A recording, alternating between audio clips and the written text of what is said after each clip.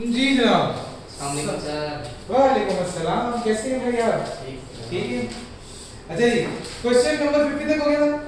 Yes sir. सवाल number 51 की वो बातें करते हैं। Which of the following statements is are correct? इनमें से कौन सी बात दुरुस्त है? कहते हैं the good debts do not require, बेटा बातें नहीं, the good debts do not require any special accounting treatment unlike bad and doubtful debts. तो हाँ ये बात बिल्कुल दुरुस्त है। गुड डेटर्स के लिए हमें कोई भी किसी किस्म की कुछ रिक्वायरमेंट नहीं है, उसके लिए कोई अकाउंटिंग ट्रीटमेंट नहीं होती गुड डेटर्स की। Point number 2, that doubtful debts must stay in the accounting record so that business continue to chase payments. ये ठीक है सर। बिल्कुल ठीक है बात। तो वो स्टेटमेंट्स आर, तो कौन सा ऑप्शन है ना? Alpha option. Which of the following statement is are correct? कहता purchase order is issued by seller to buyer. No sir. Buyer to seller होता है ना, Yes, sir. तो स्टेटमेंट 1 तो गलत होगी। When an invoice is received from a supplier, it should be checked with goods received note. हाँ जी, yes sir. ये बात बिल्कुल ठीक है। आपने जब इनवॉइस रिसीव की फ्रॉम सप्लायर ने आपको दी चीज, तो आप किससे मैच करोगे? जो आपको गुड्स रिसीव हुए थे, क्या उसी गुड्स रिसीव के मुताबिक आपको इनवॉइस आई है या नहीं आई, ये देखोगे ना। इनवॉइस के अंदर कीमत होती है, कीमत होती है, क्वांटिटी होती है, क्वालिटी होती है, सारी चीजें मौजूद होती हैं उसके अंदर। तो ये बात बिल्कुल ठीक है, कोई दो राय नहीं। Yes sir. ओके होगी ना बात, इसमें कोई मसला?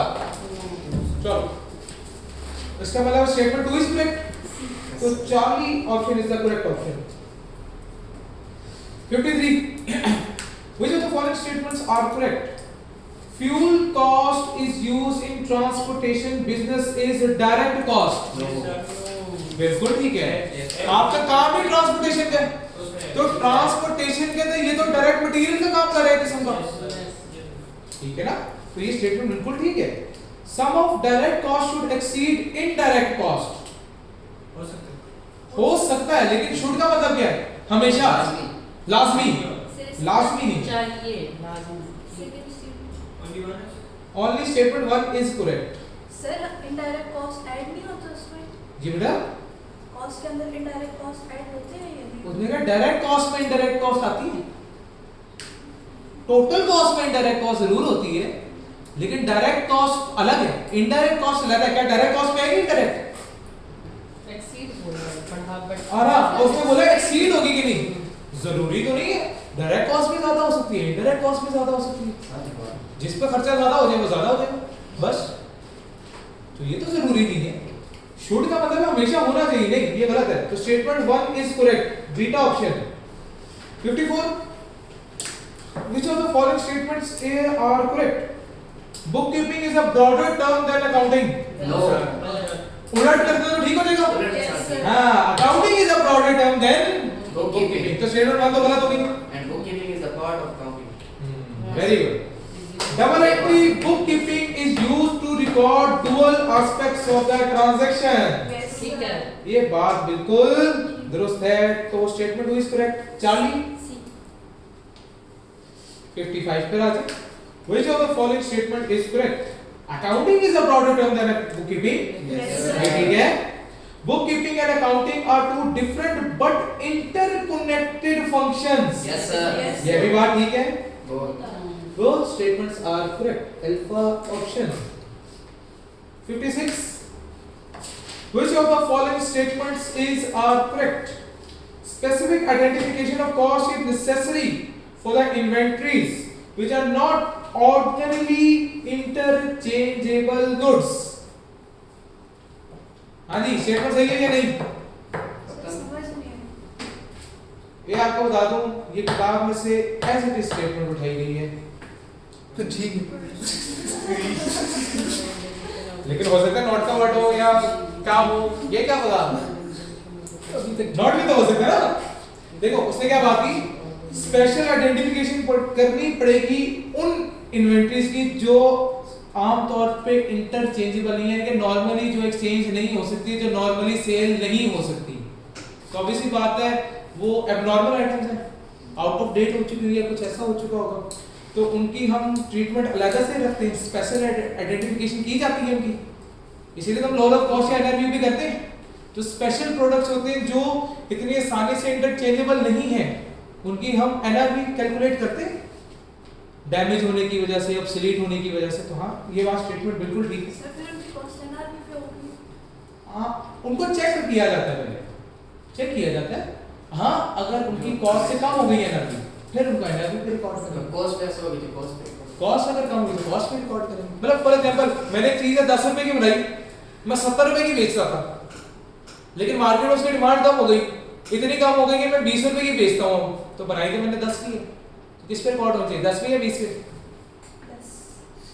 तो जरूरी नहीं है कि हमेशा ही जो ऑब्सोलीट प्रोडक्ट है वो एनआरपी पे रिकॉर्ड हो।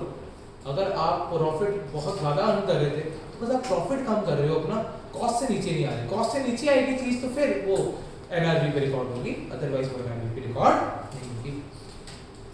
Retail method in retail industry for measuring inventory of large numbers of rapidly changing items with similar margin for which it is impracticable to use other costing methods।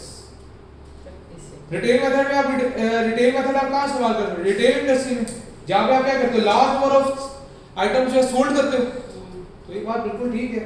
जहाँ पे क्या कहते हैं, inventory of large numbers of rapidly changing items with similar margins, आमतौर पे इनमें similar margin रखे जाते हैं क्योंकि बहुत ज़्यादा क्वांटिटी में होती है, बहुत ज़्यादा इनकी डिमांड होती है, तो आमतौर पे ये उन्हीं प्राइसेस के ऊपर मौजूद होते हैं। तो हाँ, ये बात सेम प्राइसेस पे होता है नहीं, ऑलमोस्ट आसपास, जैसे कोक पेप्सी है, एक ही कीमत पर मिलेगी ना तकरीबन, बहुत ज्यादा फर्क निकल आएगा तो 5 रुपए का फर्क निकाल आता है, कभी 10 रुपए का, मतलब पेप्सी ने 5 रुपए सस्ती कर दी, तो ठीक है जी 5 रुपए का फर्क आ गया, अदरवाइज आमतौर पे दोनों की प्राइसेस सेम ही होती हैं। तो बोथ स्टेटमेंट्स आर करेक्ट। इम्प्रैक्टिसेबल क्या होता है इसमें?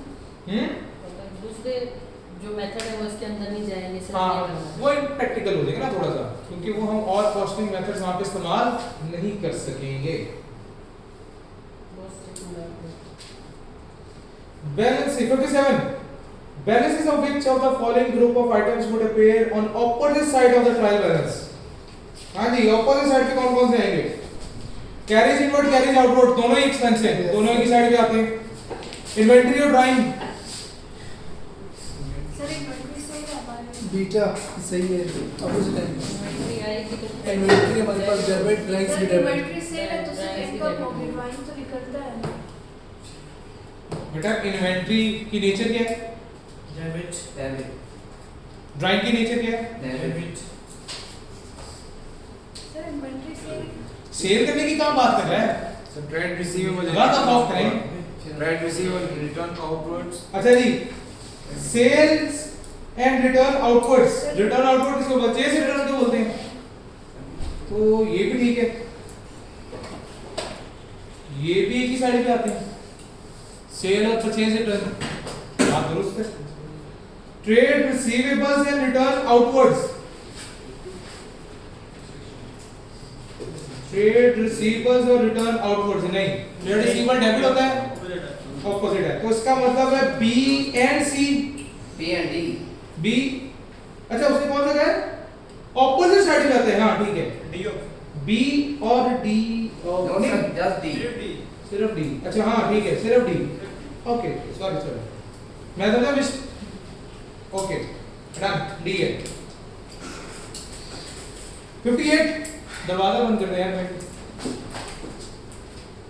बंद कर क्या करेगा आप किसी हो आ गया। अच्छा 58, which of the following statements are correct? Debit note issued are initially recorded in purchase day book. Yes, sir. हैं? नहीं डेबिट को बोला था शेयर हाँ। Purchase return. हाँ जी, purchase return। Yes, sir. हाँ, भाई डेबिट नोट हो या क्रेडिट नोट हो, दोनों रिटर्न्स में आते हैं।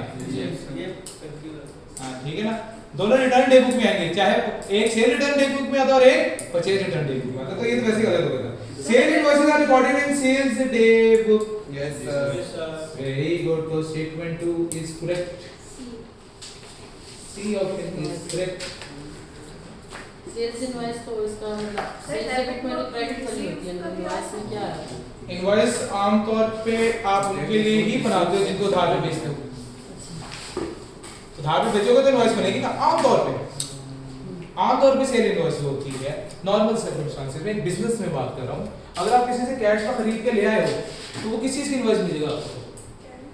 इनवॉइस में क्या लिखा होता है कि आपने कितने पैसे अगले को देने, उसकी डिटेल लिखी होती है, उसकी क्वालिटी लिखी होती है। अगर आप कर ही कैश का ट्रांजैक्शन आ गए तो फिर कौन सी इनवॉइस? ऐसी जो ट्रांजैक्शन होती है जैसे जो हम लोग ऑनलाइन कर रहे होते हैं लेकिन अभी पेमेंट नहीं की, बस वो आएगी तो हाँ, कर देंगे, फिर तो ठीक है, कैश तो- पे क्रेडिट तो नहीं, वो सिर्फ क्रेडिट, तब तक तो क्रेडिट है ना, खरीद तो चुके। हमारे हमारे- आई भी नहीं है हमारे पास, सिर्फ हम लोगों ने उनको ऑर्डर दिया। ऑर्डर थी, वो स्पेशल आपने एक सिचुएशन क्रिएट की ना, सिचुएशन क्रिएट होगी तो वो नॉर्मल तो नहीं होगी बात। पहले नॉर्मली तो वैसे ही होता नहीं, है, अब ऐसा होता है। नहीं, अभी की बात है, हम बिजनेस की बात कर रहे हैं, बिजनेस ट्रांजैक्शंस, नॉट इंडिविजुअल। हम घर पे मंगवाते हैं वो चीजें, मैं बिजनेस की बात कर रहा हूँ, बिजनेस के साथ डील कर रहा हूँ। ठीक है, हम बिजनेस के पॉइंट ऑफ व्यू से बात करेंगे, हम जनरल पब्लिक के पॉइंट ऑफ व्यू से नहीं बात करेंगे। उनका भी तो बिजनेस है ना जो कर रहे हैं नहीं। डिलीवरी। वो तो डिलीवरी कर रहे हैं, ठीक है ना, वो डिलीवरी कर रहे हैं, उनका बिजनेस है, ठीक है, वो पर्सन्स के साथ डील कर रहे हैं। हम किसकी पॉइंट ऑफ व्यू से कर रहे हैं कि हम बिजनेस हैं, हम बिजनेस हैं। इनवॉइस कब आएगी? हमें किसी चीज की आएगी जब हम चीज खरीदेंगे, ठीक है। अच्छा चलो उनके पॉइंट ऑफ व्यू से भी बात कर लेते हैं। तो अभी उन्होंने चीज डिलीवर कर दी, पैसा तो नहीं मिला, उनके लिए तो ऑन क्रेडिट है ना फिलहाल। अगर इस पॉइंट ऑफ व्यू से देखना तो इस point business point of view से यही बात होगी। बेटा ध्यान रखिएगा चीजें फिर से। चलो कौन सा सवाल कर रहे थे, भूल गया। 58 हो गया, 59 why it is necessary to account for accrued expenses? ये जरा समझाइए सर। हाँ जी, accrued expenses क्या होते हैं? लायबिलिटीज होती हैं। Yes sir. क्यों रिकॉर्ड की जाती हैं? जैसे प्रॉफिट ओवरस्टेट हो जाता है, नहीं अंडरस्टेट हो जाती है, ओवरस्टेट समझे। लायबिलिटीज हमारी बढ़ जाती है, इंक्लूड एक्सपेंस प्रीपेड एक्सपेंस में सर जी अंडरस्टेट होता है। I think sir C sir ji prepaid expense और एक्रूड इनकम में अंडरस्टेट होता है प्रॉफिट। चलो अब मैं बात करते हैं इसके बारे में। why it is necessary to account for accrued expenses? accrued expenses लिखना क्यों जरूरी है? तो हमने कहा accrued expenses इसलिए लिखना जरूरी है। देखो अगर हम खाली कैश एक्सपेंसेस लिखते, अब बात को समझना, हम अगर खाली कैश एक्सपेंसेस को एक्सपेंसेस मानते, मैंने एग्जांपल के तौर पे बात की, मैंने कहा कि मेरे जो सेल हुई थी मेरी हुई है 100 रुपए की, और मेरे एक्सपेंसेस जो हैं वो किसी को है 40 रुपए के हुए, तो आपका प्रॉफिट कितना आएगा? 60 का। सर ताकि प्रॉफिट और ना हो। बेटा ठीक है, करते हैं बात, मैं अभी सीधे एक्सप्लेन कर रहा हूँ, ठीक है, करते हैं बात इसके ऊपर। सेल हमने कहा 100, एक्सपेंसेस कितने की? 40 की, हमने कहा प्रॉफिट कितने का? 60 का। ये मैंने सिर्फ लिखी कैश एक्सपेंसेस, हो सकता है मैंने कोई एक्सपेंस उधार भी किया हो। अगर मैं उधार के एक्सपेंसेस ना लिखूं तो इसका मतलब मुझे उधार के एक्सपेंसेस भी लिखने चाहिए थे ना फॉर द ईयर में। तो क्या हुआ, अगर उधार के लिखूं तो मैं कहता हूं जी 50 मेरे एक्सपेंसेस हो जाएंगे टोटल, तो मेरा प्रॉफिट कितना आएगा? 50 का आएगा। और स्टेटमेंट तो आप उधार वाले एक्सपेंसेस को लिखना क्यों जरूरी है? प्रॉफिट और ताकि मेरा प्रॉफिट ओवर स्टेट ना हो, क्योंकि अगर मैं नहीं लिखूंगा तो प्रॉफिट मेरा ज्यादा दिखाई देगा। बात समझ आई है? ओवर स्टेट हो जाएगा मेरा प्रॉफिट, क्योंकि मैं सिर्फ फिर इसका मतलब मैं एक्रूड एक्सपेंसेस लिखूंगा ही नहीं। तो जब मैं एक्रूड एक्सपेंसेस नहीं लिखूंगा तो पीएनएल में जो जाएगा, एक्रूड एक्सपेंस क्या होता है पीएनएल में? क्लोजिंग एक्रूड एक्सपेंस ऐड होता है, क्योंकि उस चीज का ताल्लुक मेरे साथ से ना। फिर वही बात है, मैं बात वहीं पे वापस आके करूंगा कि भाई हमने जो वो एक स्टेटमेंट बनाई थी सिंगल लाइन में, उसमें मैंने क्या बात की थी? जिस चीज का ताल्लुक मेरे साल से, जिस चीज का ताल्लुक मेरे साल से नहीं, माइनस पीएनएल की कैलकुलेशन थी ना, पीएनएल की कैलकुलेशन में सिखाया था। पीएनएल क्या? Profit and loss. तो एक्रूड एक्सपेंसेस का ताल्लुक किससे था? मेरे साल से था ना। क्योंकि उसको मैंने पे बाद में करना था, एक्रूड तो अभी हुआ था। तो अगर मैं उसको अभी नहीं लिखूंगा, मैं ऐड नहीं करूंगा, तो मेरे एक्सपेंसेस कब लिखे जाएंगे, और अगर मेरे एक्सपेंसेस कब लिखे गए तो प्रॉफिट क्या हो जाएगा, ओवरस्टेट। ओवरस्टेट हो। जी ऐसे तो लायबिलिटी जिसका इफेक्ट है जी बेटा, एक्रूड एक्सपेंस और एक्रूड सर अगर फर्स्ट एक्रूड एक्सपेंस लायबिलिटी है, लायबिलिटी भी नहीं लिखी जाएगी, लायबिलिटी भी क्या हो जाएगी, अंडरस्टेट हो जाएगी, लायबिलिटी भी अंडरस्टेट हो जाएगी। अच्छा सर अगर फर्स्ट ऑप्शन में ओवरस्टेट की जगह अंडरस्टेट होता तब वो ठीक होता है। अभी भी सही है, नॉट उसमें लिखा है ओवरस्टेट। उसने लिखा सो that current liabilities not overstated, current liabilities overstate ना। तो अगर नहीं लिखोगे तो वो तो फिर अंडरस्टेट होगी ना। तो आप लिख रहे हो तो इसका मतलब है कि आप सही कर रहे हो, ओवरस्टेट की बात ही नहीं होगी। ओवरस्टेट होता है ज्यादा लिखना, ज्यादा की तो कोई बात नहीं है। सर अगर अंडरस्टेट होता है तब आंसर ठीक होता है। हाँ, so that current liabilities are not under, हाँ फिर ठीक है, फिर ठीक है। B option delta profit is not overstated, profit overstate नहीं होता इससे। ओके हो गई कहानी। Yes sir. या लायबिलिटी कह लो, अंडरस्टेट नहीं होता। Question number 60, BTL purchased goods for 1 million on credit, उधार पे लिया, yes sir from SPL on 5th December, and BTL pays full amount within 10 days. It will be allowed a settlement discount of 5%. 1 million का 5% बनता है 50,000, and BTL paid 9,50,000 और उसने 9,50,000 पे कर दिया if he pays within 10 days. BTL paid 950,000 on 12th December and availed the settlement discount. At the time of payment, the account of BTL posted 950 on the payment side of the cash book. What will be the entry in general record to record the discount? जी बताएंगे क्या होगा। Business के point of view से business के point of view से बात कर रही है। उसने कहा कि आपने क्या किया, आपने 1 मिलियन की परचेज की क्रेडिट में, कहता अगर BTL पे कर देता full amount with in 10 days, it will be allowed a settlement discount of 5%। तब उसको कितना मिल जाएगा डिस्काउंट, 5% का डिस्काउंट मिल जाएगा। And BTL paid 950,000 on 12 December and availed the settlement discount. At the time of payment, the accountant at BTL posted 9,50,000 on the payment side of the cash book. Sir B option कौन सा? B B option. B B alpha beta beta? Alpha उसने alpha SPL हमारे पास sir debit हो जाएगा और other income credit हो जाएगी। नहीं अगर इनकम ये सर अल्फा अदर इनकम के लिए अल्फा होगा ना सर। Alpha alpha alpha. मेरे हिसाब से वाह, चार्जिंग वालों को तो बिल्कुल ही अल्लाह पूछेगा कि परचेजेस और बढ़ जाएंगी डिस्काउंट अवेल करने से। वाह सर बी ऑप्शन कमाल है।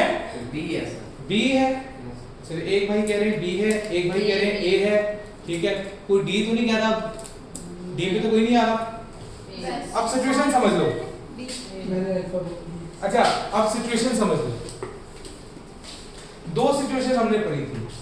हमने पढ़ा था हम परचेज कर रहे हैं गुड्स, परचेज में से दो ही सिचुएशंस थी। वो क्या थी? नहीं, सर हमने हर दफा फुल अमाउंट पे ट्रांजैक्शन करनी है जब परचेज करेंगे। परचेज करने पे किसकी होनी है? फुल अमाउंट पे ट्रांजैक्शन होनी है। जब हमने उधार पे बेशक परचेज की, हमने उधार पे जब परचेज की हमने एंट्री क्या पास की? परचेज डेबिट क्रेडिटर क्रेडिट कितने से? 10 लाख से।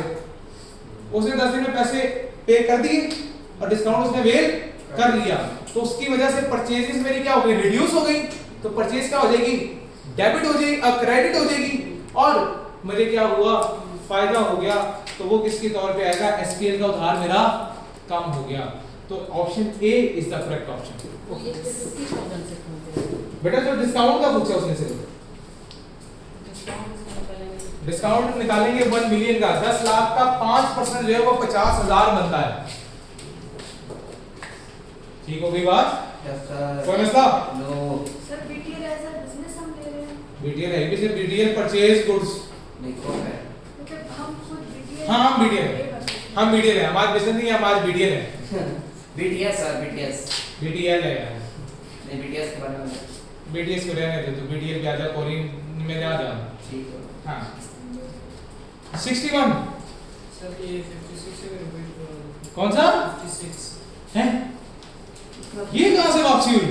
सर 59 भी बता दो। चाहे फिर तो ये आगे क्लास का बात पूछना मेरे से, चलो नहीं आंसर आंसर किसका 59 का डेल्टा डेल्टा सर 59 का डेल्टा है 60 क्वेश्चन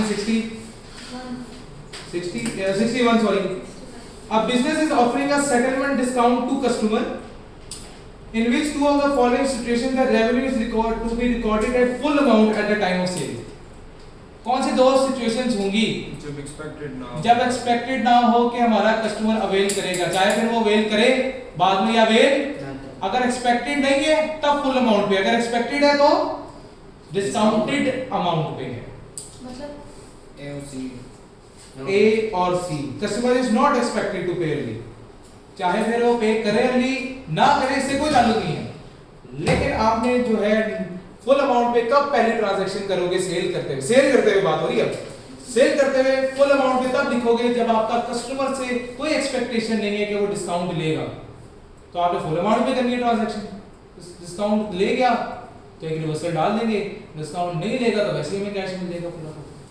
तो option A and option C will be the correct option. It is not expected to pay early. जिधर एक्सपेक्टेशन आ जाए उधर हमेशा नेट अकाउंट पे हम पहली एंट्री पास करते हैं।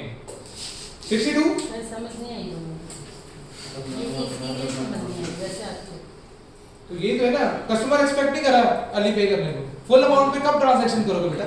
जब पे जब पे नहीं करेगा जब आप एक्सपेक्टेड नहीं कर रहे, आप एक्सपेक्ट नहीं कर रहे, तो किन दो ऑप्शन में कह रहे हैं आप एक्सपेक्ट नहीं कर रहे?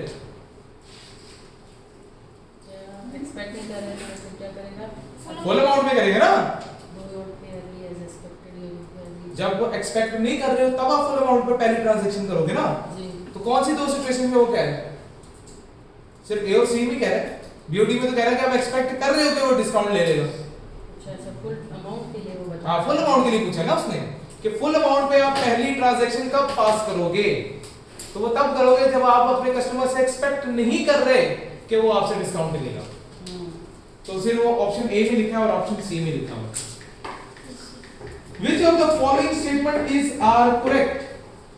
Sale account is part of sales ledger. Yes sir no yes no sir sir D वाला ये कह रहा है आप एक्सपेक्ट कर रहे हो ये रिसीवेबल लेजर है बेटा जब क्या कह रहे हैं? डी जब एक्सपेक्ट कर रहे हैं कस्टमर तो आप नेट अमाउंट पे लिखोगे, फुल अमाउंट पे तो नहीं लिखोगे। तो वो फुल अमाउंट का पूछ रहा है आपसे, तो डी ऑप्शन कैसे करेक्ट हुआ? ये तो आपने ए और डी बोला है ए और सी को ले लें। मैं कहता इसमें नॉट एक्सपेक्टेड आ रहा है। ठीक है अच्छा हाँ जी, sale account is part of sale ledger. Yes sir general ledger एक जनरल लेजर है, रिसीवेबल लेजर नहीं हां sir general ledger general ledger yes तो पहला मेरे को आता है, ठीक है पहला गलत हो गया। Sale account is not part of the sale ledger. The total of purchase return date book is posted to the debit side of the return outward account. No sir हाँ जी, both are incorrect both are not correct. Delta is the correct option. Sir second वाला बता दे बेटा आपका से purchase return किस side पे जाती है? क्रेडिट साइड पे। तो डेबिट साइड पे कैसे लिखोगे? हाथ से गलती से। हाँ सर ऑप्शन 1 जो है इसमें क्रेडिट सेल्स ऑफेंसेस हैं बेटा, डेबिट की बात हो रही है इधर नहीं। Sale ledger, sale account is part of the sales ledger. कहता सेल अकाउंट सेल लेजर का पार्ट है, तो हमने कहा नहीं ये जनरल लेजर का पार्ट है। सर हम लोग परचेज को डेबिट साइड पर लिखते हैं क्रेडिट साइड पे, तो इसलिए तो डेबिट परचेज रिटर्न का था। हाँ तो परचेज रिटर्न किधर आती है? थैंक यू सर उसके बताएं फिर सेल्स लेजर किसके रिलेटेड होते है सेल्स लेजर बेटा। उसने क्या कहा? सेल अकाउंट, सेल लेजर कोई चीज ही नहीं है। चीज ही कोई नहीं हाँ सेल लेजर कोई चीज नहीं है। बेसिकली क्या होता है? सेल डेबिट होती है, ठीक है। और इंडिविजुअल लेजर वाली जो होती है तो इंडिविजुअल लेजर होते हैं तो सेल अकाउंट होते हैं, इसमें क्या होते हैं? सेल अकाउंट होते हैं ना वो तो। और लेजर्स किनके बनते हैं? चलो लेजर्स की बात कर लेते हैं। रिसीवेबल लेजर कंट्रोल अकाउंट उनके अकाउंट बनते हैं ना सिर्फ। पेबल हाँ। वरना सेल अकाउंट बनता है सीधा। सेल लेजर कहां से आ गया? सेल अकाउंट बनता है। सेल अकाउंट बनता है ना। वो लेजर ही होता है ना, जैसे हम बनाते हैं लेजर करते हैं। उसको हम ऐसे करना अब बेसिकली बेटा अगर हम कैश में सेल्स कर, सेल अकाउंट में क्या क्या आता है? आपकी कैश सेल्स भी आ जाती है, क्रेडिट सेल्स भी आ जाती है, तो वो सेल अकाउंट में आती है, सेल लेजर में नहीं आती। और जो सेल लेजर है वो किसका है? आमतौर पर चलो अगर मैं बात करें आप सेल लेजर को ले जाओ, वैसे सेल लेजर कंट्रोल अकाउंट होता है।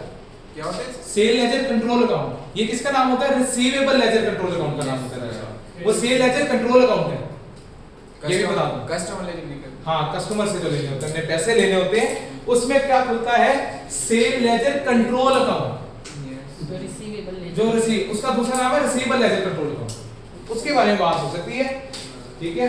सर उसमें नहीं जाएगा रिसीवेबल। बेटा रिसीवेबल लेजर कंट्रोल अकाउंट का दूसरा नाम है sale ledger control account. Receivable ledger control account का दूसरा नाम है सेल्स लेजर कंट्रोल अकाउंट। जहाज बना? बन गया इसका जहाज, बन गया जहाज, बन गया। अपन चावल नेक्स्ट टाइम आप असल में जो उधार पे सेल्स करते हो तो आप सेल्स क्या करो? कंट्रोल कर रहे हो ना। Yes, sir. किसके नाम से? रिसीवेबल के नाम से कर रहे हो ना। तो सेल, इसीलिए रिसीवेबल लेजर कंट्रोल अकाउंट का दूसरा नाम है सेल लेजर कंट्रोल अकाउंट। ठीक है। क्योंकि सेल्स करते हो तो रिसीवेबल बनती है ना। सर ये फिर किस में जाएगा? क्या ये वो तो सेल अकाउंट है, वो कंट्रोल अकाउंट की बात कर रहे हैं वहां पे। और साथ 363 नहीं तो। कंट्रोल अकाउंट और चीज है, ये और चीज है यार। सर ये हमसे यूज छोड़ देंगे नहीं है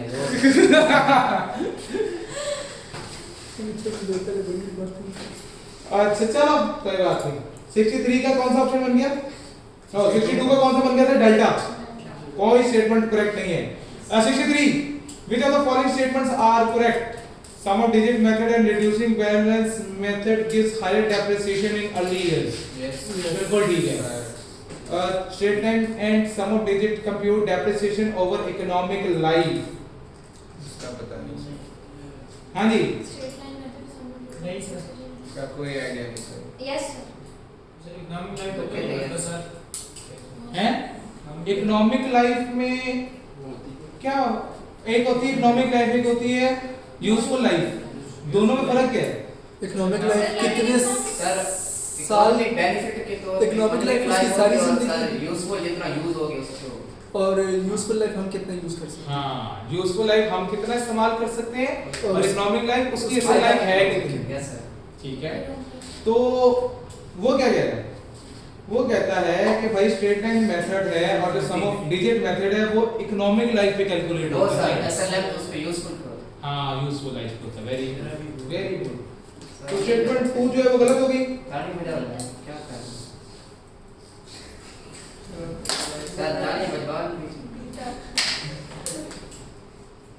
स्टेट में वाइस कर नहीं, मुझे एक बात बता कि जैसे ही मगरिब का टाइम करीब आ रहा है तुझे अपना बिजनेस क्यों याद है? नहीं ऐसे लगा सर ये पहला वाला है। जी बेटा। सर मैंने ऐसे शुरू में ज्यादा होता है, बाद में कम होता जाता है ना। जी बेटा, शुरू में ज्यादा डेप्रिसिएशन चार्ज होती है, बाद में कम कर सम ऑफ डिजिट मेथड। हाँ, सम ऑफ डिजिट मेथड में भी यही होता है क्योंकि उसमें क्या लेते हो आप? नंबर ऑफ इयर्स लेते हो, रिमेनिंग इयर्स। पहले 5 साल रह गए, फिर 4 साल रह गए, तो पहले की रेशियो ज्यादा है ना, दूसरी की रेशियो कम है, ऑटोमेटिकली दूसरी दफा जो डेप्रिसिएशन होगी वो कम चार्ज होगी। सर अगर इनकी जगह स्ट्रेट लाइन होता तो गलत होता है। हाँ, फिर गलत है। क्योंकि स्ट्रेट हाँ, लाइन शेयर में के बराबर होते हैं। सर तो सर। इसका बी ऑप्शन है। और कुछ नहीं कर यस सर 64 सर अगर मगरिब टाइम ज्यादा है वापस अच्छा बेटा, 64 which of the following reasons require a bank account in your general ledger? कहते हैं a check from one of your customers amounting to 24,000 was returned by the bank as unpaid customer has gone bankrupt. जी क्या कहते हैं कहता है which of the following reasons require a bank account in your general ledger. Bank account को कौन सी चीज effect करेगी? In short अंग्रेजी को ट्रांसलेट कर देता हूं थोड़ा सा। सर मैंने इतनी महंगी इंटरेस्ट देखो थोड़ी अंग्रेजी पढ़ लेनी थी ना गलती से। अच्छा है a check from one of your customers amounting to 24,000 was returned by the bank। आपने बैंक बढ़ा दिया था, हाँ। चेक वापस आ गया, Yes sir. बैंक कम हो गया। Yes sir. ओके बैंक इस यानी कि इस ट्रांजैक्शन से बैंक छिड़ जाएगा। यस छिड़ेगा। जी जी छेड़ बैंक डेबिट होगा? हैं? डेबिट होगा? नहीं हाँ नहीं बैंक कम हो जाएगा ना, आपको तो वापस आ गया, डिसऑनर हो गया ना चेक डेबिट एक्सचेंज। होगा, डेबिट। ठीक है, कस्टमर से आपको रिटर्न आ गया, बैंक ने आपको वो चेक रिटर्न कर दिया ना, तो आपका बैंक कम हो जाएगा, क्रेडिट हो जाएगा वैसे। सर बैंक डेबिट रिसीवेबल वो होगा ना? सर काम होगा तो डेबिट होगा। रिसीवेबल डेबिट हो जाएगा। बैंक बढ़ता है तो बैंक डेबिट स्टेटमेंट के हिसाब से होगा। कह रहा है। बैंक स्टेटमेंट के हवाले से नहीं बात हो रही, बैंक अकाउंट के हवाले से बात हो रही है। आपका खौफ कर, मैं भी एक बार परेशान हो गया था। अच्छा नहीं क्या कह रहे हैं, a check amounting to 18,000 in your name in the name of your brother was erroneously credited by the bank in your account। Bank बढ़ जाएगा, हाँ जी, हमारा अकाउंट में पैसे ज्यादा हो जाएंगे। मुझे एक बात बताओ चुप कर बैठ। बेटा, उसने पूछा बैंक आपके जनरल लेजर में बैंक अकाउंट कब बदलेगा? अब जब कस्टमर की तरफ से रिटर्न आया था तो आप अपना बैंक बदलोगे, आपने अपना बैंक इंक्रीज किया था, आप अपना बैंक कम कर दोगे। ये तो गलती किसकी है? बैंक की। और हम बैंक की गलती को गलती ही रहने देते हैं, उसको तो हम ठीक करते ही नहीं है। तो सिर्फ स्टेटमेंट 1 की वजह से बैंक अकाउंट हमारा छिड़ेगा, दूसरे की वजह से नहीं छिड़ेगा। तो ओनली स्टेटमेंट 1 इज करेक्ट। कौन सा ऑप्शन होना? Beta. 65 An entity received electricity bill for the month of June 2020 and the bill was paid on 10 July 2020 and the entity financial year end on 30 June। How would the payment be recorded? हाँ जी,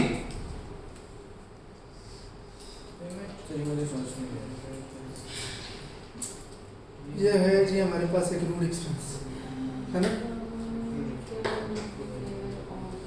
है ना sir? अच्छा आगे। एक rude expense है ना, अच्छा तो एक रूड एक्सपेंस डेबिट हो जाएगा। अकाउंट एक्सपेंस का कोई नाम ही नहीं है तो अबे अब वो तो कर लेंगे ना।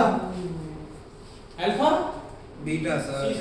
सी 40 sir alpha beta Charlie Beta sir. Beta. Delta.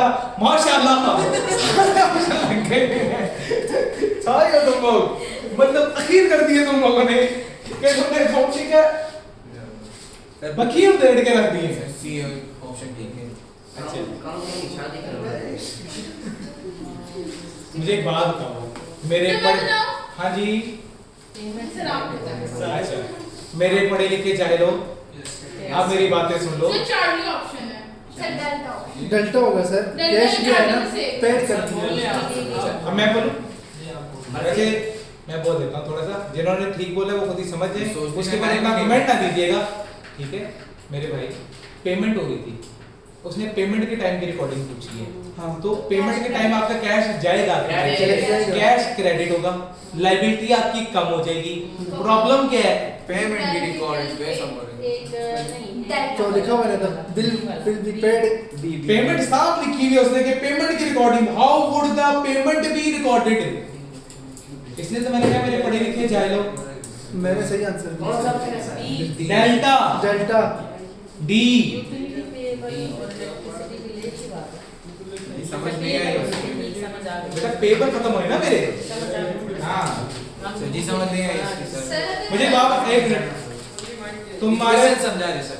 तुम्हारे पे बिल बना, Yes sir. बिल बनते हुए क्या एंट्री पास होगी? Expense debit, payable credit. Yes sir. अब उसको पे करने लगे हो, क्या एंट्री पास करोगे? Cash credit. Expense debit. Payable debit, payable खत्म करना है, हाँ credit हो रहा है। तो कौन सा ऑप्शन है? डेल्टा हाँ ना? पेबल खत्म हो गया, डेबिट हो गया, Yes sir, yes sir. Cash चला गया, क्रेडिट हो गया। मुझे नहीं पता, मेरी 66 Raw materials which are incorporated into goods manufactured but are not easily identifiable to the goods being made would be known as. Direct material. नहीं Indirect, इनडायरेक्ट कॉस्ट तो है, लेकिन कौन सी? Manufacturing overheads overhead. डायरेक्ट और बोलो बोलो बोलो बोलो। ये सीएमए का क्वेश्चन है, हम नहीं करते। जो वर्क इन प्रोग्रेस नहीं है। Sir work Manufacturing overhead. भाई इनडायरेक्ट कॉस्ट है और इनडायरेक्ट कॉस्ट मैन्युफैक्चरिंग ओवरहेड्स को बोलते हैं। ए ऑप्शन अल्फा ऑप्शन है। ये हम कॉस्ट में पढ़ेंगे। डायरेक्ट ओवरहेड्स नाम की कोई चीज नहीं होती। डायरेक्ट कॉस्ट अलग है, ओवरहेड्स अलग है। इनडायरेक्ट कॉस्ट को ओवरहेड्स बोलते हैं, डायरेक्ट कॉस्ट को डायरेक्ट कॉस्ट बोलते हैं। डायरेक्ट ओवरहेड्स नाम की कोई चीज नहीं एग्जिस्ट करती। इनडायरेक्ट ओवरहेड्स बोलते हैं। हाँ, इनडायरेक्ट ओवरहेड्स बोलते हैं और उनका नाम है मैन्युफैक्चरिंग ओवरहेड्स या प्रोडक्शन ओवरहेड्स।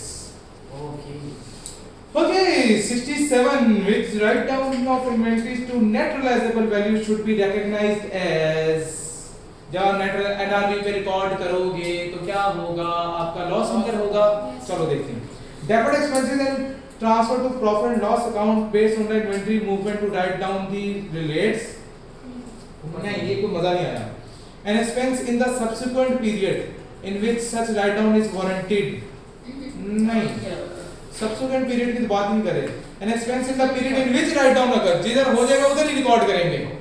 ये वाली बात बिल्कुल ठीक है। Subsequent क्या होता है? समझ गया बता रही है कभी सबसिक्वेंट पीरियड क्या होता है? कभी कभार हैं? और मैं वो आपको से बात नहीं कर रहा। वो मैं 5 मिनट चुप करेगा सबसिक्वेंट पीरियड क्या होता है? बता। सर ने दिमाग नहीं लिया सर ने। सर आप कुछ भी बता रहे हैं। पूछ रहा हूँ अच्छा सबसिक्वेंट पीरियड क्या होता है? क्या होता है? सब्सिक्वेंट पीरियड होता है। आज आपसे सवाल पूछे मैं। अच्छा चलो एक चीज और पूछूं, शायद तुम्हें इसका जवाब आ जाए। सब्सिक्वेंट मेजरमेंट एक जगह हमने पढ़ी थी। नहीं वो भी नहीं आता। नहीं पढ़ी है। वो सीएमए में पढ़ेगी सर सर। नाम पहली दफा सुना सर आप explain करें। सब्सिक्वेंट मेजरमेंट सब्सिक्वेंट पीरियड होता है आने वाला पीरियड, ओ यानी कि नेक्स्ट ये पीरियड। टैक्स में पढ़ा था। ऐसे कहना फालतू टैक्स में पढ़ा था सर। यार नेक्स्ट पढ़ ले यार, आईटी पढ़ने के यार मैं ना कर यार प्लीज यार। वारंटी में क्या होता है? रिपेयर करते हैं पैसे। हाँ, वारंटी में रिपेयर होती है। रिपेयर। पहले वाले का भी समझा दें। ये क्या लिखा क्या हुआ है? बेटा लिखा हुआ है डेफर्ड एक्सपेंसेस। डेफर्ड होता है लेट पेमेंट एक्सपेंसेस, जो हमने डिले कर दिए, delayed expenses and transfer to profit and loss account based on inventory movement. नहीं भाई, इन्वेंटरी मूवमेंट के ऊपर ये डिपेंड नहीं करता है एनआरवी। सर deferred expense क्या है? Delayed expense, Accrued expense। Accrued expense. Transfer to profit and loss। जाते हैं। ये डिलेड एक्सपेंसेस तो नहीं होते ना? जिस अरसे में आपका ये लॉस हो गया उसी दफा में ये एक्सपेंस रिकॉर्ड करोगे। एनआरवी में जिस दिन एनआरवी उसकी कॉस्ट से कम हो गई उसी दिन अपना लॉस इनकर करोगे ना, तो उसके लिए डिले तो नहीं करोगे। तो डिलेड एक्सपेंसेस तो गलत बात लिखी है, डेफर्ड एक्सपेंसेस तो गलत बात लिखी है। इसका तो हमारी चीज से कोई ताल्लुक वास्ता जी बेटा। मैं ख्याल से क्यों में एक चीज पढ़ी होगी, deferred annuity. Yes sir. Deferred perpetuity क्या थी? Delayed perpetuity.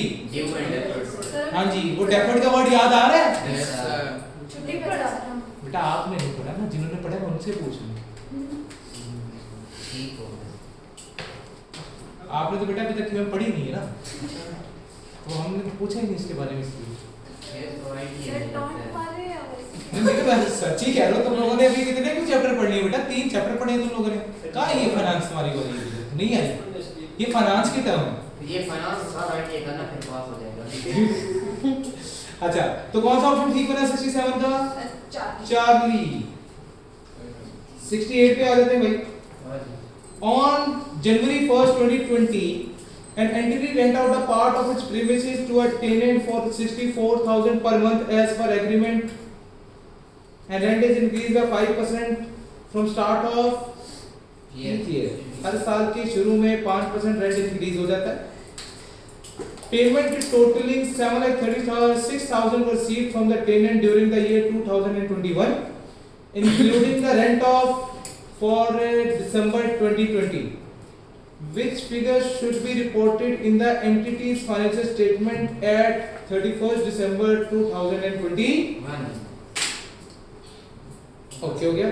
आपने इनकम स्टेटमेंट भी निकालनी है, आपने करंट एसेट्स भी कैलकुलेट करने हैं, दोनों चीजें कैलकुलेट करनी है। लो जी करते हैं कैलकुलेट। चैप्टर 9 के हिसाब से आ गए 68। लो जी क्वेश्चन नंबर 68। आप महीने का कितने पैसे कर रहे थे?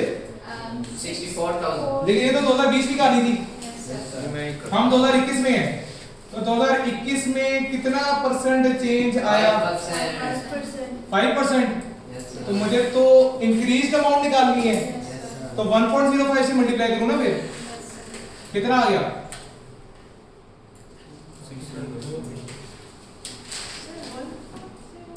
बेटा 5% का इंक्रीज आया, 100% एक चीज थी वो 105% पे जाएगी, तो 105 को क्या लिखोगे?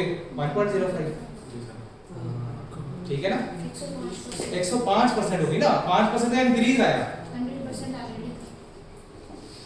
आगे बात करने 5%। 5% इंक्रीज हो गया, चीज 100% थी वो 105% पे चलेगी, तो 105 को आप 1.05 लिखते हो, क्योंकि आप 100% को 1 लिखते हो, तो 105 को 1.05 लिखोगे। सर एक और तरह भी हो सकता है क्या?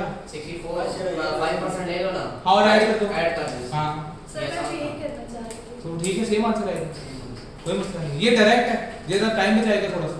नहीं वो टाइम बचा रहा है सर, नहीं। सोचना पड़ा। इसमें क्या सोचना पड़ रहा है? अगर बेटा अगर फाइनेंस पढ़ी अच्छे तरीके से तो इसमें सोचना नहीं पड़ता। चलो सर आप अंदर नहीं इसका। अच्छा, तो पर मंथ मेरे कितने बनते थे 2021 में?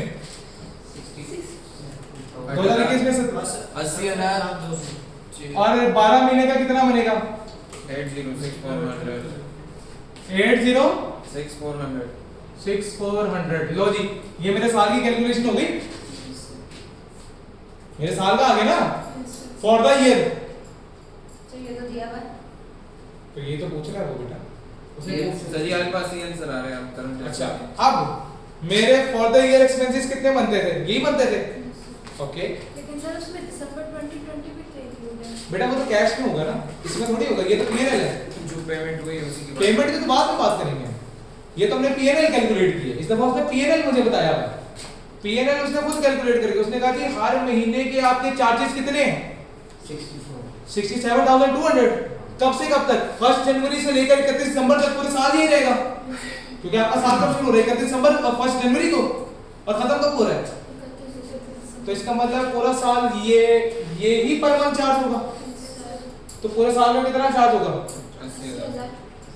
80, 6400। 8,64,000। अच्छा छोड़ दो, आपने पेमेंट आपको कितनी आई इसमें से? 8,64,100 बनते थे। 38,400। तो मैंने बड़ी देर लगाई है सोचने में। 8,06,400 में से कितने पैसे मुझे मिल गए? 36,000 तो कितने मिलने अभी बाकी हैं? माइनस कर तो माइनस कर दो। इसी भी बना जाएगा। अल्फा ठीक है नहीं हाँ एक मिनट जरूर ना सर 90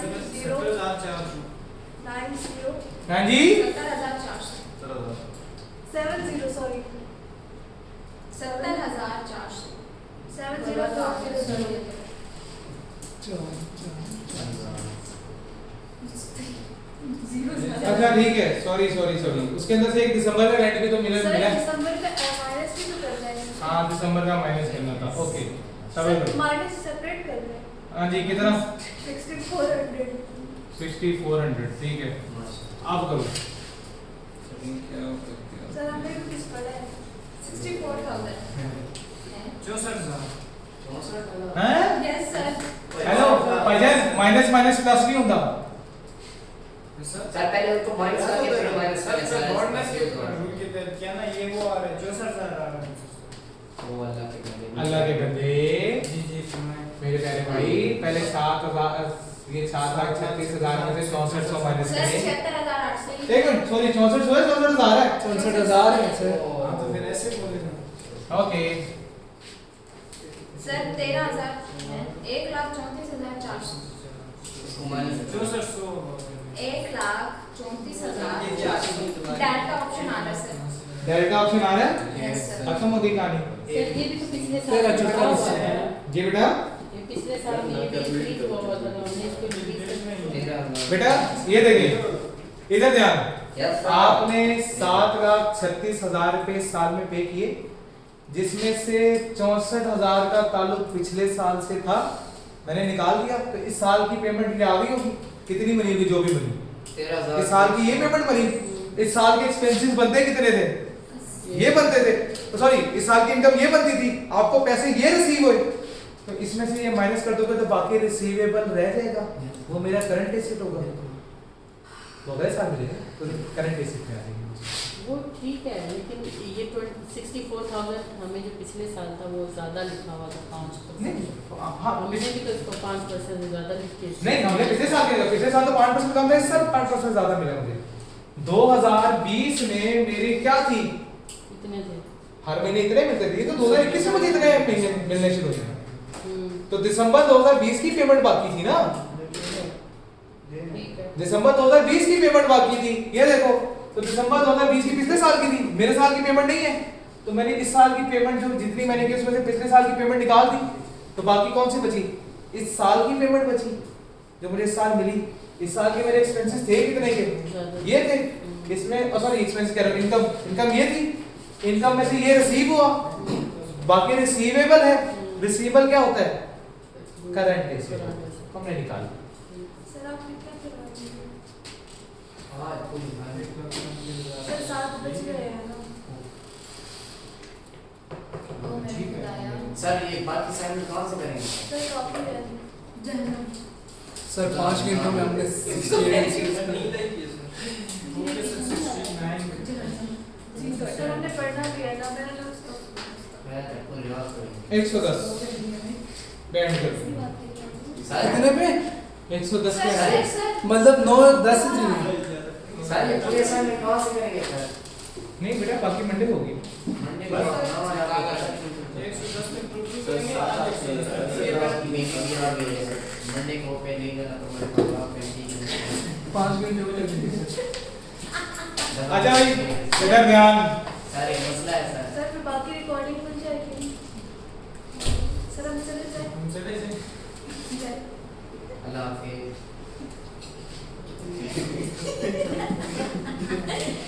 अच्छा जी डालता है आंसर क्या हो गया सवाल number 69 yes sir Nadir trader keeps an analyzed petty cash book using the Impress system and the Impress amount is 15,000 impress system क्या सर बेटा जहाँ पे petty cash maintain किया जाता है तो मुझे तो फिर घर है The following information is available for the month of December 2021 आपके पास शुरू में बैलेंस कितने का था 15,000 का 15,000 हौसला बेटा से ओके सर मुझे लगा मैं अच्छा जी और तू कहाँ कर इससे शेरा कौन कह रहा है सर मुझे बंदा बताएगा अच्छा बैलेंस कितना था 15,000 आपने ऑफिस स्टेशनरी खरीदी यस सर तो 15,000 में से ये चला गया यस सर माइनस क्या कौन सा 69 है yes 2500 15,000 minus 2500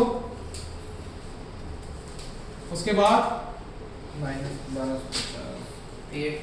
paid for office travel Karim invoice इसके भी पैसे पे किए आपने 1250 ये भी निकल गया उसके बाद paid for refilling printer cartridges इसके भी पे किए 5000 ये भी निकल गया उसके बाद क्या आया receive from procurement staff remaining balance वापस मिल गया 1500 ऐड हो गया उसके बाद paid for business biscuits for honour guest 700 रुपए के बिस्किट खिला दिए वाह अच्छा माइनस कर दो यस सर अगला 2000 माइनस ना जी बाकी 2000 ये भी माइनस कर दो या तो 50 50 सर बेटा वापस आया ना मेरा पैसा पैसा वापस आएगा तो ऐड करूंगा पैसा जाएगा तो माइनस करूंगा सर इसने मांगा क्या है उसने पूछा है पेटी कैश का बैलेंस पेटी कैश का बैलेंस क्या है रिमेनिंग बैलेंस यही रह जाएगा चार्ली शिवा भी अल्लाह अच्छा भाई, सवाल number 70। An entity imported a computer server machine having a purchase price of 8.5 million and the entity further incurred the following cost. 8.5 million तो आपकी एक कॉस्ट है, ठीक है। उसके अलावा और खर्चे भी होंगे आपके। इंपोर्ट ड्यूटीज कितनी है? 8% of purchase price. ओके, और नॉन रिफंडेबल टैक्सेस 5%। ओके, ये तो जी कितना था आपका? 70 था। बताता हूँ, लो जी। सबसे पहले कितनी थी परचेज कॉस्ट? कितनी थी? 8.5 million। उसके अंदर कितना परसेंट आपका इंपोर्ट ड्यूटी लगी? 8%। 8%। तो 1.08 से मल्टीप्लाई कर दो। नहीं, yes. 1.08 से क्यों सर? बेटा 8% का इंक्रीज आया ना, 100% 108% पे चला गया। Yes sir. 108 को क्या लिखोगे? 1.08 ना? Yes sir, 9.18. 9 पॉइंट। इसमें इंक्रीज क्यों बोला हुआ? बेटा टैक्सेस ऐड होती है लेस होते हैं? ऐड। तो जैसे करें पहले से ड्यूटीज ऐड होती है लेस होती है? Add। इंक्रीज होगी ना इसकी वजह से। तो जी पहले टैक्सेस कैलकुलेट करें, बाद में कॉस्ट के साथ ऐड करें। अब हाँ नहीं नहीं ऐसे नहीं कर सकते। किसके ऊपर टैक्स लगाओगे? टैक्स के लिए कोई अमाउंट होनी चाहिए तुम्हारे पास, यस। परसेंटेज है ना, यस सर। उसके लिए कोई अमाउंट होनी चाहिए। 9.5%. Non refundable taxes 5% of purchase price plus import duties. इसमें इंपोर्ट ड्यूटीज ऐड हो चुकी है। Yes yes sir. सर. इसके ऊपर आगे क्या लगा दो? 5%। तो इसको आगे 1.05 से मल्टीप्लाई कर दो। करो। या तो सर 8.925. 8.8 हैं? सर ज्यादा होना चाहिए। बेटा ये आपका कम कैसे आना शुरू हो गया? 9.639 9.69 ऐसा है, 6 और कर दो। अच्छा आगे क्या? रिफंडेबल टैक्सेस, ये तो ऐड ही नहीं होता। Minus sir. क्या ना माइनस ना प्लस, कुछ भी नहीं करना इनका, इग्नोर। ओके। जैसे घर वाले में इग्नोर कर देते हैं। चलो नहीं सर, अब नहीं करेंगे आपको sir, guarantee. Insurance in transit, insurance in transit add होगी। Yes sir. कितनी है? 24,000. 2,40,000. मिलियंस में वर्किंग कर रहे हैं तो 0.24 ऐड होगा। Yes sir. 2,40,000 को 0.24 मिलियन लिखते हैं। उसके बाद कैरेज इनवर्ड सर ये आता है 9.88 plus क्यों लिखते हैं 0.24? बेटा मिलियंस में वर्किंग कर रहे हैं ना, सारी अमाउंट्स मेरी मिलियंस में, 10. तो उसको मिलियंस में कन्वर्ट करना पड़ेगा मुझे। 10.33 कहानी खत्म। 10.33 हमारा आंसर है। 10.33 मिलियन। बेटा पीछे आंसर दिया हुआ है, पीछे जाके मैच कर सकते हो। नहीं मतलब कि ये हमें फाइंड करना था, ये आंसर यूज नहीं था, ये ब्लैंक था, ब्लैंक फाइंड किया तुमने। अच्छा जी 71 depreciation is best described as a mean of estimating the amount need to replace the asset। नहीं, replacement cost तो नहीं होती depreciation। a mean of spreading the net cost of non current asset over their estimated useful life। ठीक है, a means of spreading the net cost of current asset। नहीं current asset तो होते नहीं, B option is the correct option, beta. Depreciation तो हमेशा non current asset पे calculate होती है। अच्छा 72 which of the following statement are correct? Credit entry decrease liability, और ना भाई गलत बात है, इंक्रीज होती है क्रेडिट से तो लायबिलिटी। उसके बाद क्या आ गया? क्रेडिट एंट्री डिक्रीज बहुत सारे हैं। कैसे? दूसरा कैसे इनकरेक्ट? सर को भी नहीं पढ़ा ना, इसलिए मैं एक बता रहा बेटा क्रेडिट एंट्री डिक्रीज एक्सपेंसेस, तो हाँ डिक्रीज करते हैं एक्सपेंस और इंक्रीज होती है इनकम। सर पहला वाला बेटा लायबिलिटी इंक्रीज हो तो क्या होता है? क्रेडिट। तो वहां पे क्या लिखा हुआ है? डेबिट। मुबारक को बेटा जुमला पढ़ लेते होते हैं। सर नहीं, मैं लिख रही थी वो, मैंने नीचे देखा। तो फिर देख के भी बंदा थोड़ा ध्यान दे देता है ना बेटा। Only statement two is correct. हाँ जी बीटा। बेटा। अच्छा जी पहले में जो स्प्रेडिंग रहता है, ये नेट कॉस्ट, ये क्या बोल रहा है कि नेट कॉस्ट को ज्यादा कर रहा है? बेटा नेट कॉस्ट क्या हो रही होती है? स्प्रेड करते हैं ना कॉस्ट को, जितना खर्चा हुआ है डेप्रिसिएशन क्या करता है? बांटता है ना उस खर्चे को, हर साल में जितने इस्तेमाल होता है वो बांटता जाता है उस कॉस्ट को। यही करते हैं ना। मतलब कम करता जाए। हाँ 73 which of the following document would be required। हाँ जी डबल एंट्री किस पे रिकॉर्ड होती है? सेल इनवॉइस पे, ना सेल ऑर्डर पे, ना डिलीवरी नोट पे, ना स्टेटमेंट ऑफ अकाउंट पे। या तो सेल इनवॉइस पे होती है या क्रेडिट नोट पे होती है।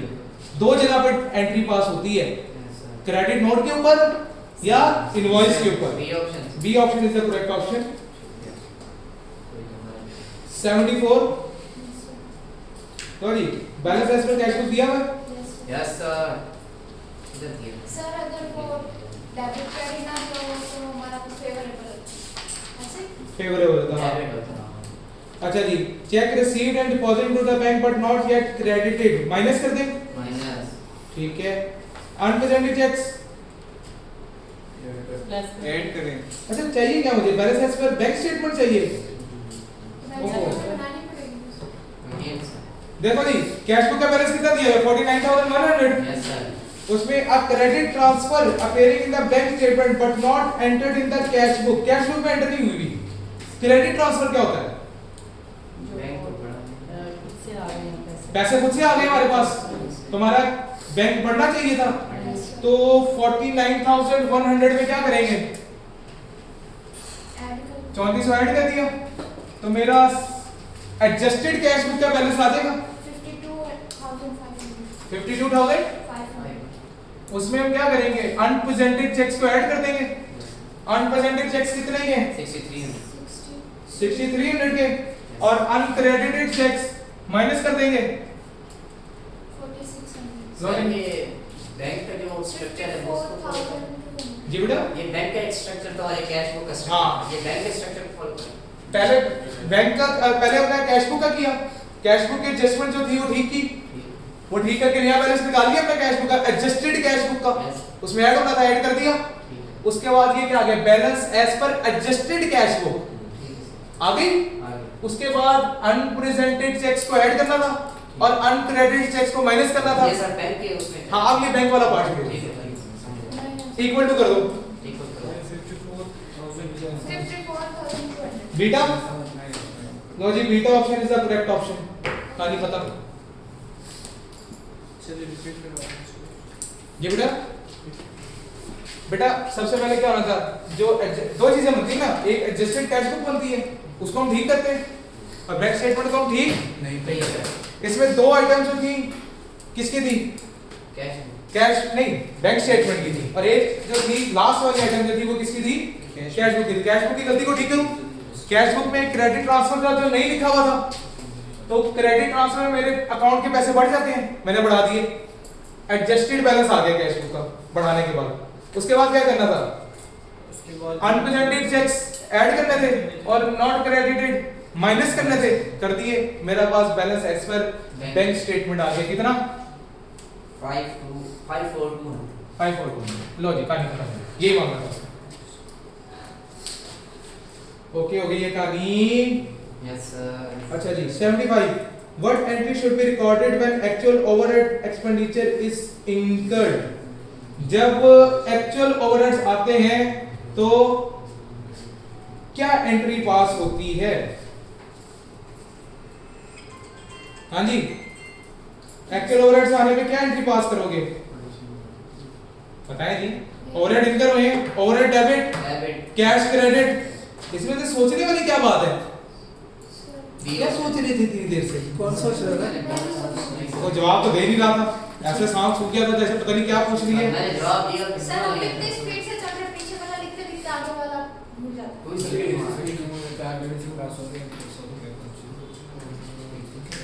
क्या तक आने क्लियर है? क्लियर है क्या तक कोई मसला? उसका कौन सा आएगा सर बेटा जी बात बेटा बैंक के जरा क्या है सर 75 का क्या आंसर है बेटा बेटा माशाल्लाह। क्या? सर मैं पीछे चल रही हूँ तेजी से आगे करो हम पीछे पीछे चले। चलें जी यहाँ तक आने क्लियर। ठीक बाकी इंशाल्लाह भाई अगले लेक्चर में सर मुलाकात। ये क्या अल्लाह हाफिज़। अल्लाह हाफ़िज़। बता दो दूर हो गई है सर।